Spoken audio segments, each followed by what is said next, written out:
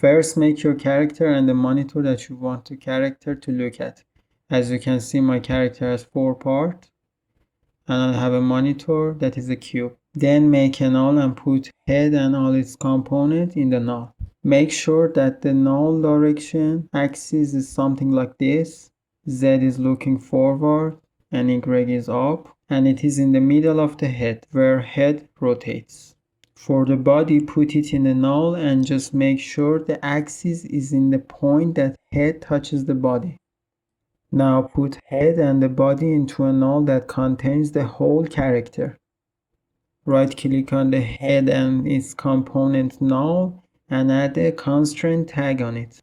On the constraint tag, check the aim and drag and drop the monitor into the target field. Go back to basic tab and also check the up, which stands for up vector. Now your character is looking toward the monitor.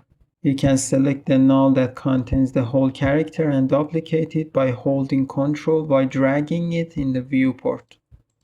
But before that, make sure to tilt the body a little bit to not intersect with other characters.